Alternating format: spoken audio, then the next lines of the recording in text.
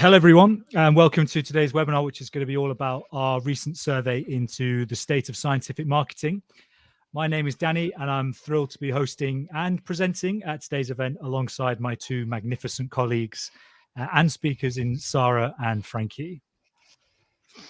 So I'm going to talk a little bit about the survey first. So we've surveyed over 160 professionals from within science, engineering, and healthcare. And whereas last year, the focus was very much on how companies had adapted their strategies in the wake of the pandemic, this year, there's been some really interesting data, we think it's really interesting, about how companies that have returned to international travel and face-to-face events are still very much focused on the digital side of their marketing. And we're going to look at that in much more depth today.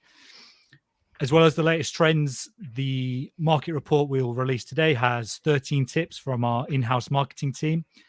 And one really nice stat that we thought we'd highlight at the very beginning is that 90% of the respondents were optimistic about their marketing plans for 2022.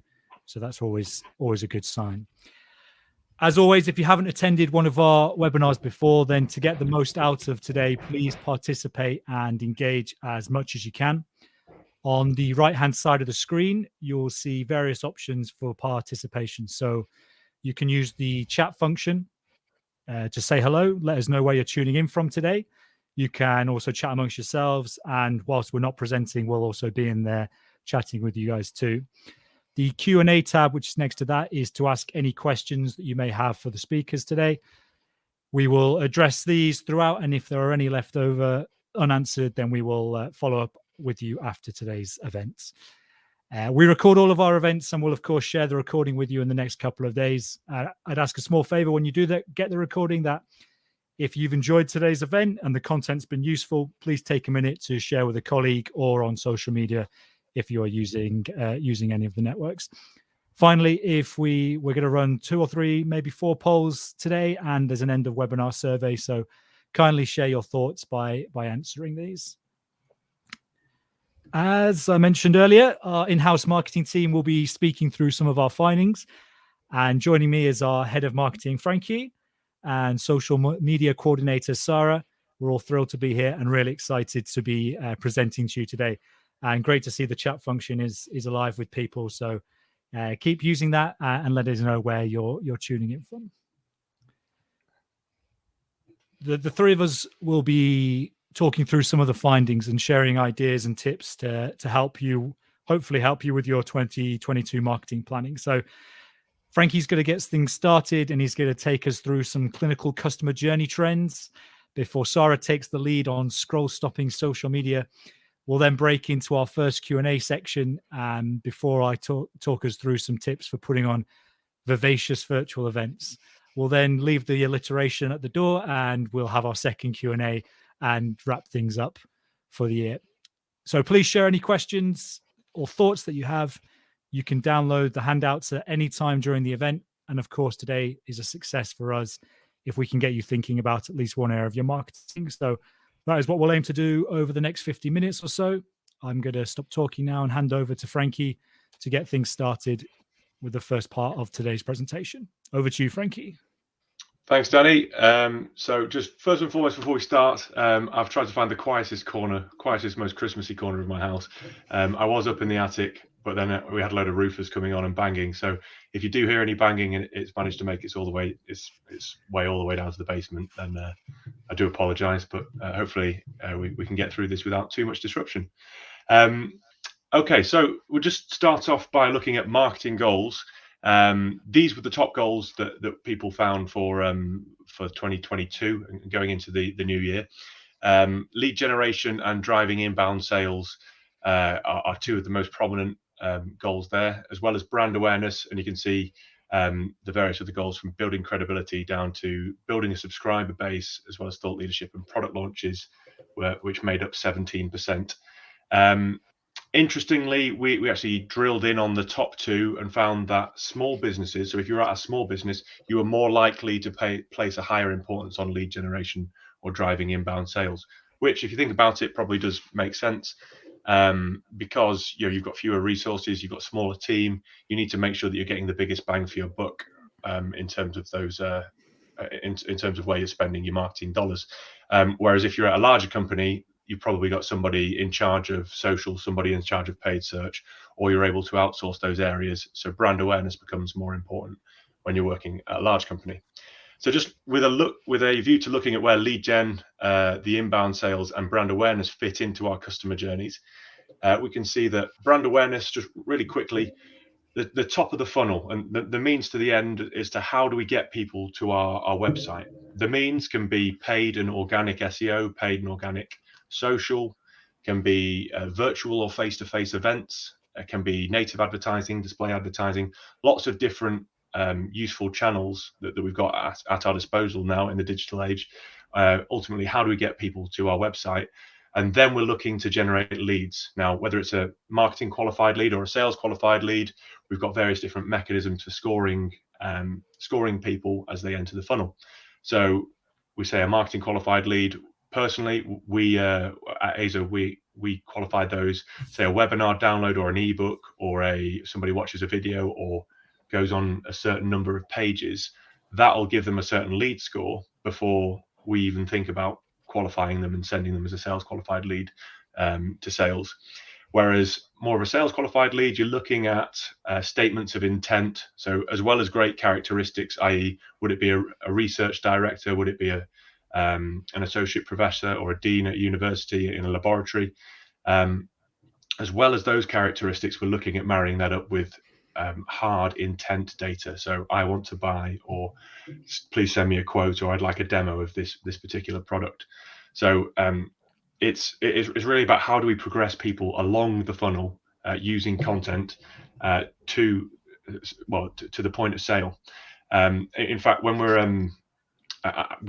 I'm part of the management team here at AZO, and we are assessing sales enablement and document management software. So we're looking at all the big players like Oracle, Adobe, DocuSign. But there's one guy who constantly, he's working for a smaller company, but he constantly shares content that is engaging and very informative, and dare I say it, even entertaining. And he's always sharing that kind of content on LinkedIn. And it makes one huge difference if somebody is constantly just there, top of mind, so that when you have the problem, or when your customers have the problem of which you can solve with your solution, you're going to be the first name on the team sheet, because you've already built that trust, and that you've already built that brand affinity. So that really resonates with me, because I'm even talking about the guy now on a webinar. So when we come to buy, we'll be likely to consider him first. Just to bring it back to developing clients and the customer relationship management aspect, this goes beyond just marketing and sales. So you've got your marketing sales part of the funnel, but then it's how do you then manage the relationship with the customers? How do they deal with finance? How do they deal with operations? The people actually doing the work, have there been any service tickets? And that's where your CRM comes into play. Another stat which we actually have in the ebook is that Salesforce has gone from 24% of the market share from science, engineering, and healthcare companies. It's gone from 24% to 45%, I think it was. So that's a huge, significant increase in terms of their market share. Similarly, HubSpot has gone from a 3% market share up to 20%, and leapfrogging Microsoft Dynamics in the process there. So they're the top three as to who's got the CRM. Danny, I think, do we have a poll on CRM to launch there? Yeah, I'll just throw one in there. It's just asking which CRM do you use. If you did the survey, obviously you've already answered this, but got a few options there: Salesforce, HubSpot, Microsoft Dynamics. If you've built your own CRM, or if you're using any other, just select the other, and we'll discuss some of the results. So yeah, okay. So we'll discuss those in the Q&A. So just moving on to now the marketing priorities and those channels that we saw at the top of the funnel. We can see that SEO and content creation, they go hand in hand. There's no point creating content if you're not going to optimize it. Your SEO doesn't work trying to optimize your site if you don't have a good content strategy behind it.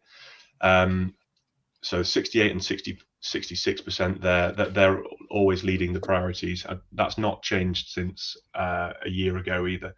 Email always comes in pretty consistently at 65%. despite the recent Apple privacy notice that is basically rendering open rates will be obsolete because of Apple's latest their latest announcement that'll be coming in 2022, or followed by organic social. But video and webinars at 48 and 47% respectively are huge priorities. I think we do have another stat which is showing the increase in digital spend, and I think that's just part of I suppose the silver lining that is of the cloud that is COVID-19. It just shows that we've accelerated our learning and we've accelerated the technologies that we use for digital marketing and for working in a digital environment. Even just the functionality of webinar software such as we've got here, this is fantastic in terms of the webinars we've hosted before in the past. You can go from slides to video to audio to polls to questions to have live chat where everyone can talk to each other. It's just one example as to how the digital economy has really ramped up its efficiency and productivity. So just back on the graph, one thing that really stands out for me, apart from CRO, I think you're going to be talking about this in a second, aren't you, Danny, about conversion rate optimization? Yeah, we'll briefly mention it before the Q&A, the first Q&A section. Yeah. So that's a really exciting new part whereas SEO tends to focus on driving as much traffic to your site as possible and getting optimized for within the search engine results pages. CRO looks at what you can do with your existing traffic and how you can increase the efficiency with which you convert people from an unknown visitor to a qualified lead. But then finally to cap it off, got paid search and paid social there at 36 and 30%. We actually asked a separate question on search and social budget. If you add up the light blue for increased, the 35% there, and the 5% for greatly increased on paid search spend, that's 40% of marketers who are looking to increase their paid search budgets, which is great news. It shows that we're optimistic about the future, and that there's another stat that shows that 65% of marketers or companies that marketers work for have increased their sales over the last year as well. And that can be seen here that we're doing more marketing, we're doing the inputs of more marketing and getting the outcome of more sales, which is awesome to see. Similarly there, if you add up the 28% and 10% of social ad spend, you can see that paid social is also becoming more and more important within a marketer's marketing mix. We've increased our paid social budgets quite considerably, and it's good to see that we're in good company as well. So finally, we're looking at 37% of marketers are looking to increase their offline marketing spend. It's a bit of an underwhelming statistic on its own, but when you put that next to the 68% that are looking to increase their digital marketing budgets, you can actually see really how much of an increase that is, and how we're back in business now. We've got the negativity of the past 18-24 months are fully behind us, and we're looking at how we can improve from a marketing perspective. And with that, just before I wrap up, I suppose the key takeaways and the insights are, your peers are increasing paid and organic social budgets as well as paid and organic search. So they're the channels at the top of the customer journey funnel that we're looking at. But then it depends on how do you then capture people? What type of content do you use? Are you using videos and webinars? Do you have a good website user experience so that when people do actually find your website, they're able to find the information they need, and you're able to solve their problems online. So that's it from me before I hand over to Sarah. If you've got any questions on any of the stuff that we've covered there, so there's the CRM stuff. I've seen a couple of comments coming in already. Please do send your comments through, and let's get the discussion rolling. All right, thanks, Frankie, and thank you, Danny, for the introduction and the tasteful use of alliteration, I have to say. Hello, everyone. I'm going to talk a little bit about social media and design spaces. So first of all, one of the things that stand out from this year's survey is the increase in use of Facebook and Instagram for business. They both have grown a considerable 10%, whilst YouTube and Twitter have decreased only slightly.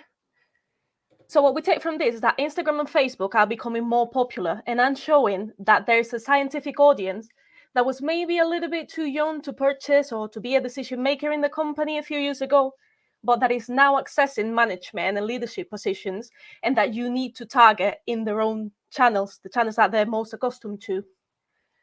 So organic social media is a priority or very high priority for 5% of respondents, whilst brand awareness is one of the top next year goals for 27%.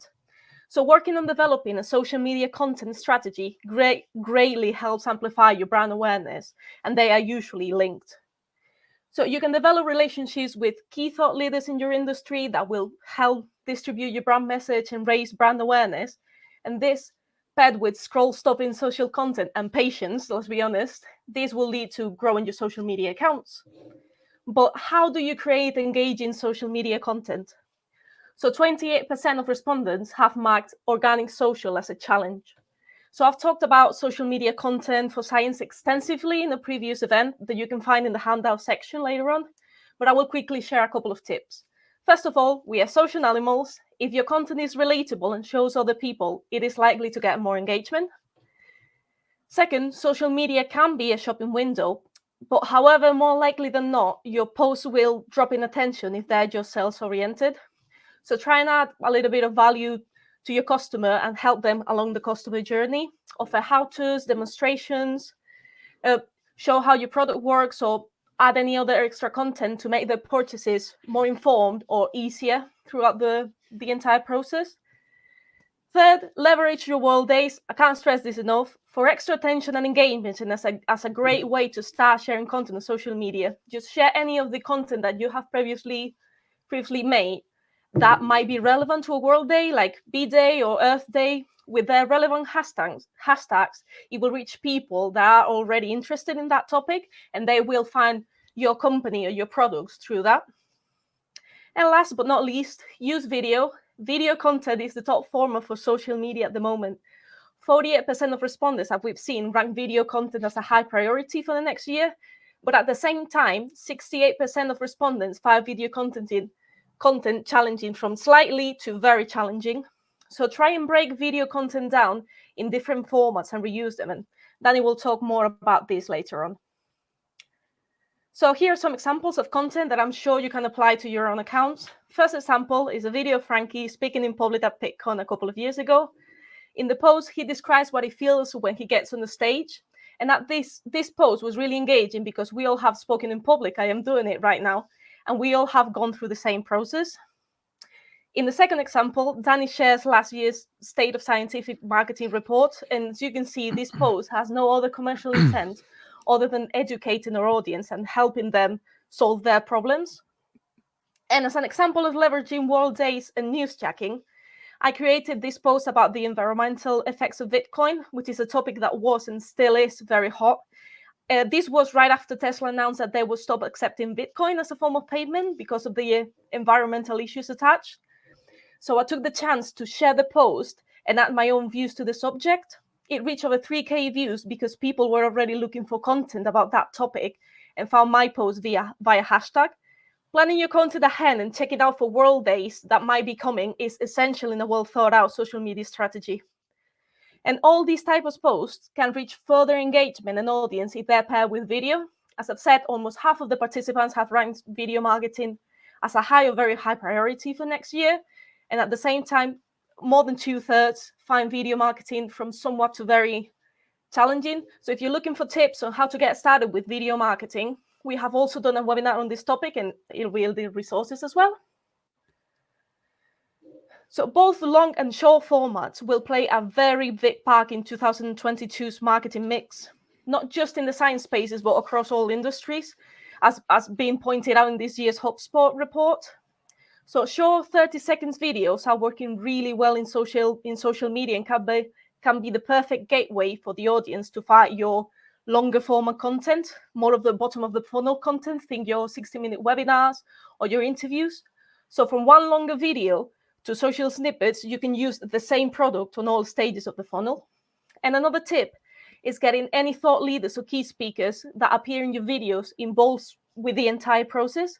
So hand them the social snippets, tag them on social media, make the process of sharing as easy as possible for them, and they will be more than happy to show off their research and help amplify your message. And that is all for me. Now, if you have any questions about social media or video, how to get started, just drop it in the chat and I'll have a look. Thank you very much, Danny. Awesome. Thanks, Sarah. Thank you, Frankie, for those parts. We're going to start the first Q&A in a moment, but just before we do, we wanted to share with you this graph, which highlights what our respondents said were their main marketing challenges going forward into 2022. And we didn't have CRO as an option last year, so it was interesting to see that that was now the top challenge. CRO, for those who don't know, conversion rate optimization, which Frankie was talking about a little earlier. So over half, well, exactly half of the respondents said that that was going to be a high challenge for them in 2022. The other things on there, site redesign, understandable, that's usually something that's outsourced. Content creation, marketers are always thirsty to make sure that they've got quality, consistent content going out there. And we're going to talk a little bit in a second about how you can repurpose stuff to get good content out of existing things that you already have. And then towards the bottom, display, unsurprising that was lower down. Interesting that paid social was so low, maybe because we said earlier that people were looking to enhance their paid social. So obviously not much of a challenge for people who are responding. So we'll leave that up there during the first Q&A. Keep those coming in. We've got some good questions already. We'll start with this one from Carla. She's asking, what do you recommend marketers do to analyze customer activity with the advent of third-party cookies being phased out? Frankie, I'll come with you. I watched something, or I was reading something about this a couple of weeks ago, and I've got loads of notes on it, but I can't remember any of them. So I'll hand it over to you if you've got anything to add there. Well, I think the more first-party data that you have, the better. If you've got, you obviously need to win the consent on your own website. If you have, it's all about quality content though. It all comes down to quality content for me. If you have people engaging with content on your site, then they're happy to share their data with you. But the focus has got to be less about can I track you and what you're doing, and more about can I help you in finding what you're searching for. That, and we've obviously got AZoNetwork, the website analytics tool that it pulls in Google Ads, Google Analytics, and is it SEMrush as well. So it pulls in lots of useful tools as well as your content on AZoNetwork to help you really plot those customer journeys and build up a picture as to where someone's been. Awesome. And then we have got a question about hijack marketing, and Ifaz is asking, people are getting annoyed by those that just keep growing, but it keeps growing in numbers. Sarah, any thoughts on hijack marketing? I think that just means when someone hijacks on the back of someone's campaigns, presumably. Well, or bandwagoning like World Days. I think that's a perfect example of it. Yeah, it depends on how you do it and the kind of engagement that you're looking for. Because of course, if you're just mocking another brand or not coming across as a really nice brand yourself, you will get attention. But I'm not sure in this case all attention is good attention.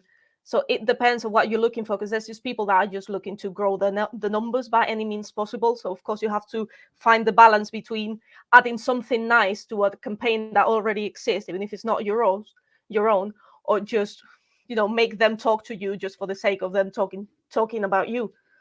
It's finding the balance of what you want your brand to sound like and to look like. Yeah, I think what you're suggesting with newsjacking is that you made the most of the fact that the day, but if it's not relevant to what it is that you do as a company, then obviously don't make a big deal about it. Obviously Christmas, maybe Thanksgiving, do something there, but we're talking about new World Days that have real relevance to the people that we're talking to, and as long as they're creating something unique for their users and their audience, then I think that's absolutely the way to go. In terms of like general marketing hacks, I think you got to be careful, because if you're having to hack something, it means you're probably not doing that good a job at marketing in the first place. So I'd stay clear of marketing hacks, but newsjacking is different, because you're creating unique and useful and interesting stuff for for your target audience. Just think about what the audience of that World Day, of that topic that you're about to talk, need and think about and like and engage with, and then try to see if any of your content already fits within that. Yeah, absolutely. There's a question from Mohammed saying, how successful can content be if the trend is declining? I'm not entirely sure. Mohammed, do you mean the trend of content marketing in general is declining? Perhaps you could clarify that whilst we answer Matthew's question. He's asking, how would you go about increasing engagement with a relatively small social audience, say less than 1,000 people? Sarah, that's probably best for you, that one.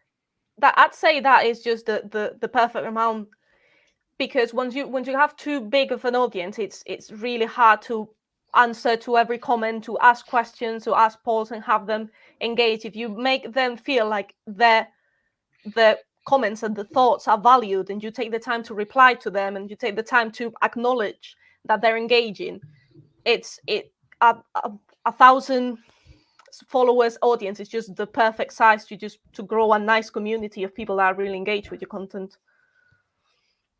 Awesome. And then this question here, I presume, has been copied over from the chat. So just a reminder, if you do have questions for the Q&A, if you could put them in the Q&A box.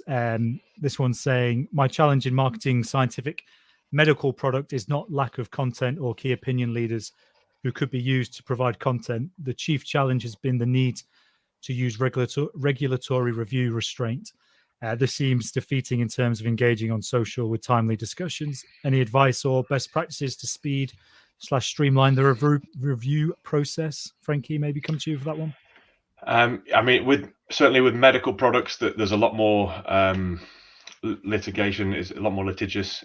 So yeah, I wouldn't say that I can advise from a best practice, or I'm certainly not a medical communications lawyer or specialist. However, when you do have your big rock piece of content, this is where big rock content would come in really well, because you've got your big piece of content that has been approved and that you've spent lots of time, effort, energy, and resources getting to an approval status. Don't just publish it once. You can chop it up into lots of different videos. You can make it into webinars. You can make it into blog pieces. You could chop it up into social media pieces. There'll be a lot that you can do with that piece of content. We know this because even away from the medical sphere, even in just sort of science and engineering, lots of people do that. They'll publish one webinar and then they'll forget about it. Whereas really you could go back, chop that up and create lots of different pieces of micro content. So make your content work for you. Once it's, particularly if your content is scarce and it takes a lot of effort to get something approved. Awesome. And then thank you, Mohammed, for clarifying. Yes, so Mohammed was asking, how successful can content marketing be if the trend is declining? Frankie, maybe I'll come to you first, and Sarah, if you've got any additional thoughts. Yeah, I do. So was that from the stats on that we were looking at before, content marketing? I think content's going up, isn't it? For me, I mean, we're all big followers of content marketing. So I think the content marketing, I would say it is declining. I disagree with that statement. When you go to a website, the first thing that you're looking for is a video or a blog piece, or you're looking for more information about what somebody does. And that's if you've been brought there by a social media channel or via paid search or whatever. So I'd say content marketing isn't declining. I'd have to respectfully disagree there, Mohammed. I think if you've noticed, I'm not sure where that stat in the ebook is, but if you've noticed that maybe people aren't focusing that much on creating content, it's probably because they already have it. I think the main challenge regarding content for the next year is not creating the content, but how to actually use it, promote it, and distribute it. So that maybe the content creation is declining, but people are going to be looking way more what to do with the content they already have. Yeah, and obviously we're not advocating creating content for content's sake. Of course, we always say quality content that's useful for your audience is always the way to go. Frankie, sure, look at, yeah, sorry. I think there's a poll. Should we just the Salesforce HubSpot poll? I think that was reflecting what we'd seen in the ebook as well. So Salesforce, have we got that poll? Yeah, so 39% Salesforce, 18% HubSpot, 4 with Microsoft Dynamics, and 37% with other. There's a few people have put which other they've got in the chat. So if you wouldn't mind doing that, guys, that's really interesting information for us. We'll do, before we move on to the next section, we'll just start another poll about conversion rate optimization, and if this is something that you're aware of and you're looking to do in the next sort of 12 months, and we'll chat about that in the second Q&A section. I'm now going to start my section on vivacious virtual events, and final apologies again for the overuse of the alliteration. We won't be doing that again. And I'm going to start by discussing a couple of stats that are on your screens right now. So firstly, when it comes to virtual trade shows, 83% found that virtual trade shows were less effective overall than face-to-face events. And secondly, in terms of face-to-face trade shows, 58% are likely to attend a face-to-face trade show in 2022. So what do these two stats suggest? Well, it would seem fairly clear that the virtual trade show has been less effective for marketers than the traditional face-to-face event. So despite the fact that the overall quality of virtual trade shows has definitely improved as event providers have learned more, tested out new formats, in terms of the expected results, so leads, high intent leads, relationships built, etc., they've been found essentially to be unanimously less effective. And with that in mind, you might then be surprised that the second stat is only at 58%. So just over half of the participants plan to attend face-to-face events in 2022. I know there's still travel restrictions, and this survey was actually done before the latest variant became mainstream. So perhaps if we asked again, that stat would be even lower.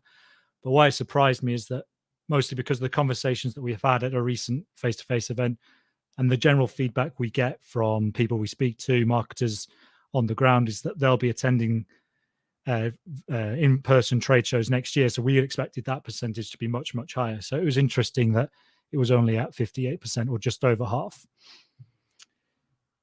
But whilst the virtual trade show may not have been as much of a success in terms of leads and relationship building, etc., they are much less costly, and that has brought to light the discussion around the much higher costs of face-to-face events and the importance of being able to get the best ROI on your event attendance. So here are a couple of tips on how you can get more from your face-to-face events if you are planning on attending them in the next 12 months. So earlier, Sarah touched on video and the huge role it will continue to play in marketing going forward. There's an increased demand for both the ultra short, so the 30-second social snippet, and the extended video, so the 30-minute interview, the 1-hour webinar, etc. So what we've done and what we recommend is that you get both from the same event. So use the events as a content creation opportunity.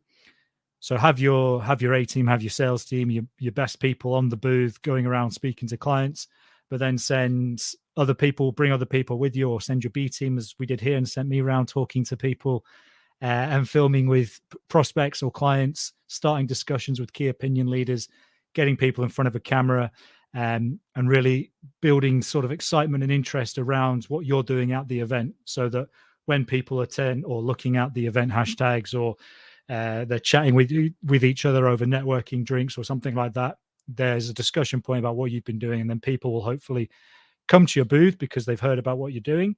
But also you'll have a whole load of content which you can then use in the following weeks and months after that trade show.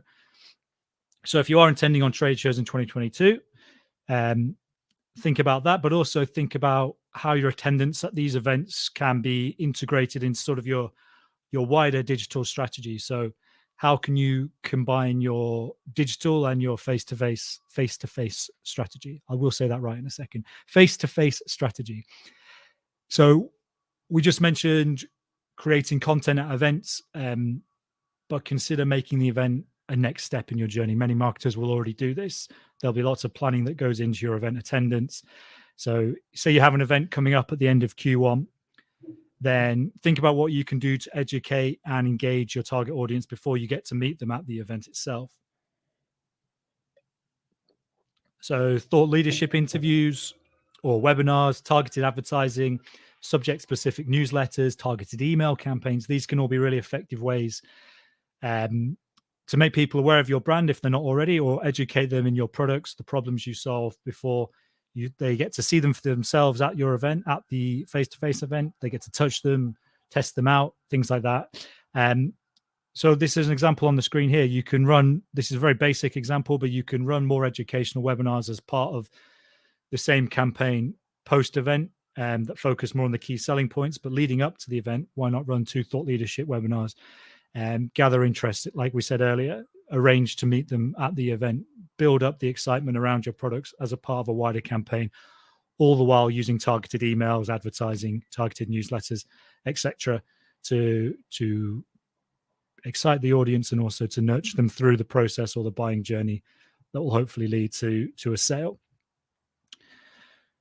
So we were saying earlier that the virtual trade show has not been particularly successful for marketers. And if anyone disagrees with me, by all means, please throw something in the Q&A and we can discuss it. We can discuss it further. But so despite the virtual trade show not being that effective, the smaller virtual event, which most commonly comes in some form of webinar, have shown significant results for marketers. So 47% say that webinars are a high or very high priority in 2022. But at the same time, 61% found webinar marketing to be challenging in 2021. And I think, having run a lot of webinars ourselves, I think the challenge often comes down to this, and that is, how can you prevent webinar fatigue, and how can you make your events more engaging or vivacious, as is the title of this section. So we've all been sitting in front of lots and lots of webinars this year, and there's more and more noise out there. So whilst planning your events, we always like to consider, and this is what we'd recommend, is considering these 3 questions. So what is in it for your target audience? What do they get for giving up 1 hour with you? Are you looking to educate? Are you looking to build relationships? Are you looking to inform them about what it is that you do? Or are you just trying to teach them about something around what it is that your organization does? So what is in it for your target audience is the number 1 tip. Then secondly, focus on your speakers and your host. Are the messages going to be delivered to your audience in an interesting and engaging way? Sometimes the most intelligent or the best person who knows about the product isn't always the best presenter. So what can you do to make sure that the people that are presenting your key messages are engaging and interesting, and make the audience happy that they've turned up to your event? And as well as the speakers, does the host engage your audience with the other webinar features like polls, things that you get market intelligence from? Does the whole event feel professionally run, and leave the audience with a good feeling once it's over? And finally, on that note, are you creating the type of event that will drive an action from your attendee, such as telling a colleague or a peer about the event? Or if it's more sales focused, are they booking a follow-up one-to-one call with a sales rep or an SDR or something like that?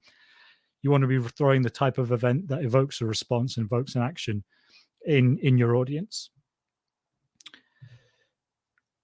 And then finally, if we are running these webinars, then what else can we get out of them? So can we get out of them from a marketing point of view? That is, so quarterly webinars, or if you're really ambitious, then monthly webinars. So we've run 10 webinars this calendar year. So how can we utilize that sort of core high quality content to drive the rest of our content marketing efforts? And Sarah mentioned earlier about reduce, reuse, and recycle. One of the questions was about the sort of there being so much content out there. So if you're already sitting on a load, what can you do to reuse it in 2022? So 10 webinars, if you're running 10 webinars next year, for example, they can become 10 blog posts or 10 news articles on your own site or on third-party sites that have already got the audience. It can be 10 key opinion leader interviews, 10 Q&A ebooks or podcasts. If you run your own podcast, the webinar audio usually works very well as a podcast as well. It can become 100 social posts, and so on and so on. So what we're saying is basically, you've got this high quality content, or you're planning on producing this high quality stuff. Don't stop there. Once the event's finished, the campaign shouldn't be over. Reuse it, repurpose, and give the campaign that extra bit of life that will keep it going. And we're going to finish off with a quick poll. We're just interested to see, with all the webinar fatigue that's been going on, how effective have your webinars been in 2021? So interesting to see what our answers are there, and we'll discuss that during our next Q&A point, which we'll start now. Yeah, all right. So just as they're coming in now, I'm just having a look at the polls.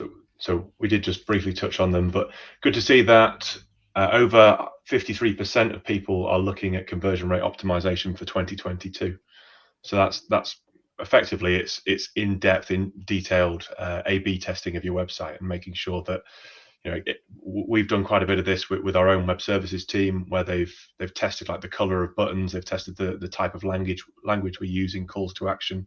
I think we moved one button to the top right, changed the background to red, and we were able to test that and see that it converted 10 times as much or 10 times more traffic just by changing it to a red button that stood out more, because we only had it as like a transparent background beforehand. So that's fascinating to see. If anybody else has got any conversion rate optimization stories or anything that they've done, then please do send them through into the chat box there.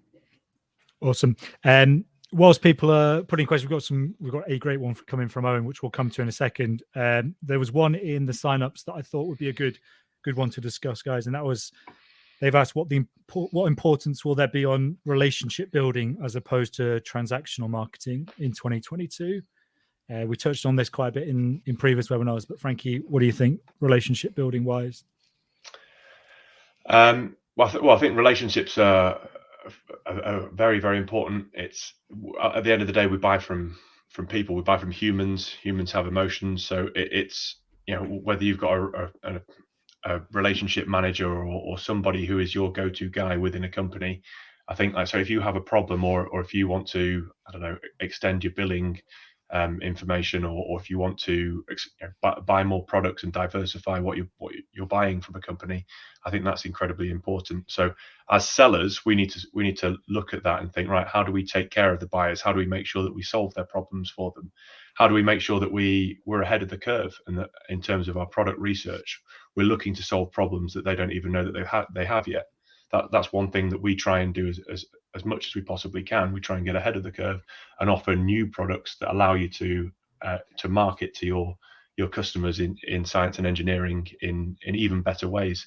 So I think it's very important, and it only gets more important the higher the value of a product or service.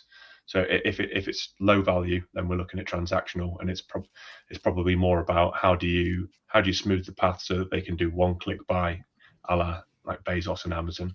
But if you're buying sort of tens of thousands of dollars worth of product, services, or whatever it is you're buying, then the relationship becomes a lot more important. Fantastic. Keep your questions coming in. We've had a really good one here from Owen, who's asking, do you think customers would rather watch a YouTube video of a webinar or watch a pre-recorded webinar played at a scheduled time? Isn't YouTube just a better content delivery system for webinar type content? Yes, I would agree. But what I would say there is that if you can put on live webinars, then you've got that excitement factor. I know that there is the danger of poor internet connections. You are putting a little bit of risk out there, so I understand why people don't do it. And a simulated live webinar can be a great alternative to that. In terms of having it on YouTube, absolutely, but why not do that after you've had your initial live event? So you build up to a live event or a sim live event, you put all your focus on the promotion, you run the event, and then after that, shift your focus towards the on-demand promotion. So I think a lot of people, I think we've been guilty of this as well in the past, is you get to your live event, you're all happy, you pat each other on the back, well done everyone, really good, blah, blah, blah. And then it's sort of, you've done the report, you've sent the report to your manager, and then it's sort of forgotten about. What we're seeing is we're seeing a declining percentage in people turning up to the live event, but far more people watching on demand. So still have the live event, but then put as much focus into the pre-event promotion as you do into the on-demand promotion. And that can include a period of gating the webinar if you choose to go down that. with that angle, and then you can still get all the market intelligence or the data from people in the sort of 4 weeks to 3 months afterwards. And then, excuse me, and then after that, why not get the video on YouTube or Vimeo, optimize it so that people find it in search engines. If the subject that you're talking about doesn't have a shelf life, if it's not specific to this month of this particular year, then it can keep creating results for you on the years that go by. Keeps going.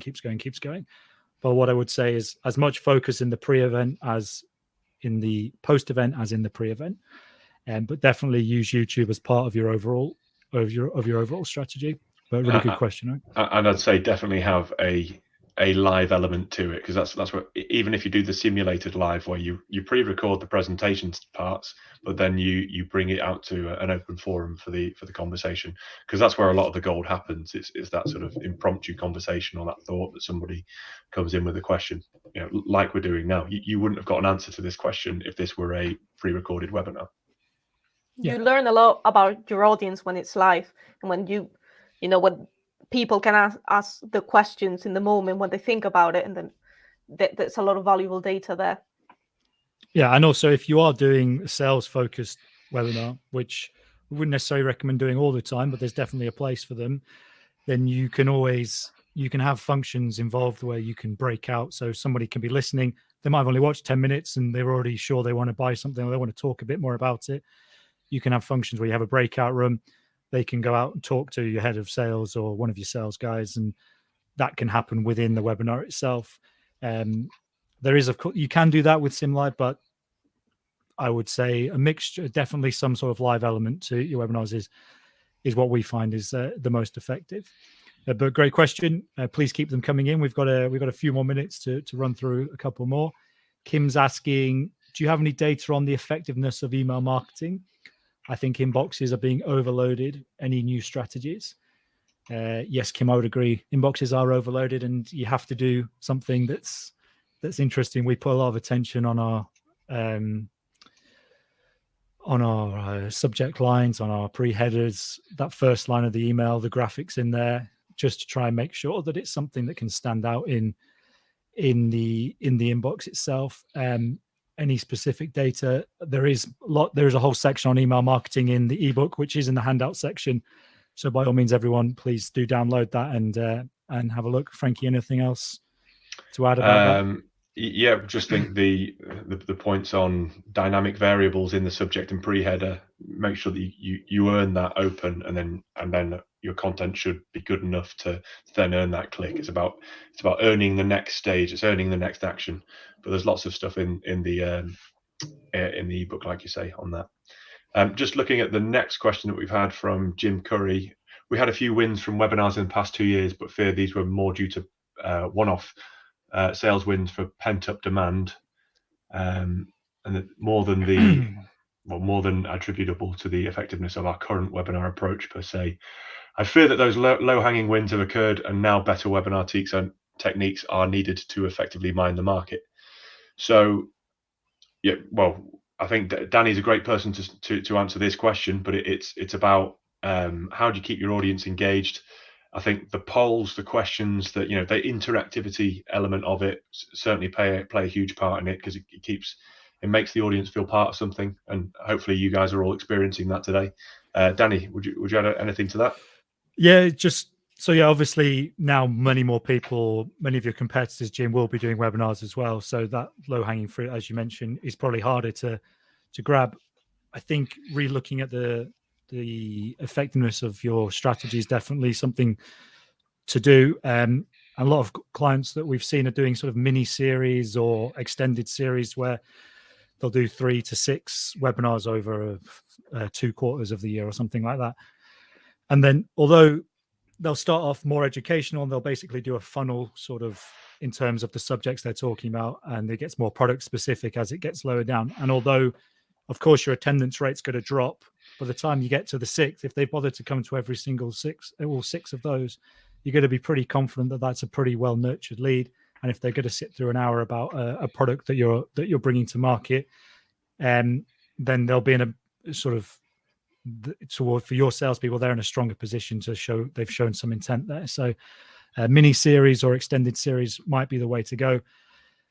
Making them thinking about your audience first rather than your organization. Obviously, you work for your organization. You want to make them, you want to bring in revenue. You want to be able to impact or prove that marketing teams bringing in revenue, but audience first. If they're going to sit through it, make sure that it's engaging and interesting for them. And then, like I said before, as lots and lots of effort and resources into the on-demand promotion as well as the pre-event promotion. But yeah, really good question, Jim. It is competitive now. More people are using them, so yeah, there's a couple of tips there.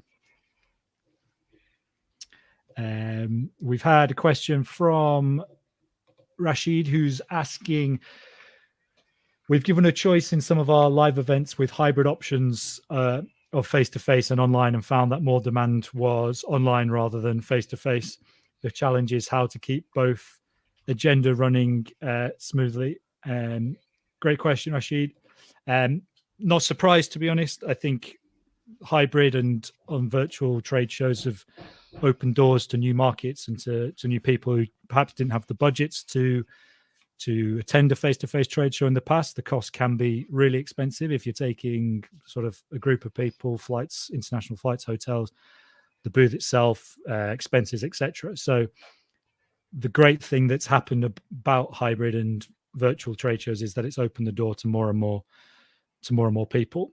And with that, new opportunities, new ideas will come together. You get more diverse thinking, etc. So that's great, and that will definitely stay. I'm sure almost all face-to-face trade shows and events and conferences will have a hybrid option to them going forward. What I was saying earlier is that I expect everyone who went to trade shows previously, the vast majority will be going back to them. But for the people putting on those trade shows, there'll be an added element that they'll be able to appeal to audiences that wouldn't normally be there. And that's what the great thing about hybrid is. But yeah, really good question. I'm not surprised. I think overall more people will attend conferences online than face-to-face. But I think the people who've been face-to-face previously will be there.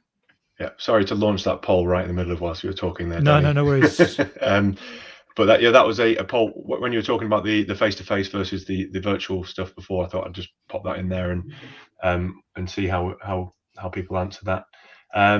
Just on the hybrid events, I've been to a few of the HubSpot inbound conferences, and they've been doing hybrid events since 2014. It might be. I think if you go back into their YouTube channels, you can see all of the content that they had back there. I don't doubt that it's challenging, so you would absolutely need to get some specialists in and keep people to time. But if you keep people to time, say on the hour, they've got 45 minutes to deliver a presentation, and then you've got 15 minutes back at the end. It would be a huge challenge, but one that companies have been doing for at least sort of 6 or 7 years already. Yeah, absolutely. So I'm just going to draw everyone's attention to the handout section again. In there, you'll find the complete market report, which you can download.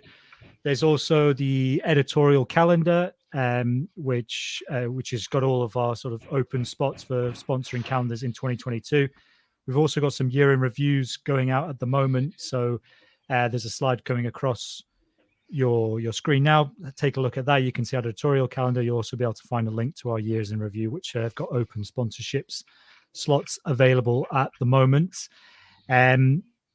This is the last webinar of the calendar year. We'll be back again in January with some more. Guys, anything from you before we finish up? I think we've got a couple of slides left. We're already into these, aren't we? No, well, just looking at the polls again. So on this, the people saying that they're likely to attend a face-to-face event next year. We've got 44% of people saying yes, very likely. 50% saying not sure, we'll see how it goes, and 8% saying no, not until things have calmed down. So good to take the temperature of the audience there. We've already been back to a show, of course. We were at Lab Innovations at the NEC in Birmingham, which, happy to report that footfall was surprisingly normal as well. It felt bizarre for the first few hours, didn't it? Yeah, there's a little bit of like a nervousness about people shaking hands and stuff, but then after about an hour, it seems pretty pretty normal. But I completely understand, especially since the recent or the latest variants become mainstream, people are going to become more wary. There's probably going to be future restrictions. I think there's going to be another one announced tonight, which is not ideal in the UK. That is anyway. But yeah, I'm not surprised that people are still a bit cautious, and we'll have to just wait and watch this space in the next 12 months. Sorry, I look like I interrupted you mid as you were about to say something then. Oh, no, I was just agreeing. Okay. Wonderful. Right, I think we'll wrap things up there. So just a few conclusions from today. So if the 3 points to take away, so reduce, reuse, recycle, big rock content, reuse it, get as much out of it as you can. Looking at your social and search, both paid and organic, is something that's trending and something that we'd recommend you looking at, as well as your videos, your webinar strategies, and your overall website user experience. And then finally, if you are going back to face-to-face events, integrate those with your sort of wider digital strategy and try to get as much out of those events as possible. The ebook, as I mentioned, is in the handout section, along with our editorial calendar, some blog posts, and also links to connect with us on LinkedIn and to follow our pages. By all means, please do that. And if you have got any other questions or discussions you want to carry on, reach out to us and we'll be happy to chat with you. And as always, if you are in the middle of planning your 2022 digital marketing strategy, or if you need any support with any of your digital marketing, be that content creation, video marketing, SEO, CRO, web design, webinars, we are here to help. And you can reach us at AZoNetwork.com or on our social channels at AZoNetwork. So if you do need support, please reach out and we'll have a conversation and see what it is we can do. Thank you all for joining us today. I hope you found the session enjoyable. And if we don't speak to you again, have a happy holidays, and we'll see you all in 2022. Thanks, guys. Thank you, everyone. Bye-bye.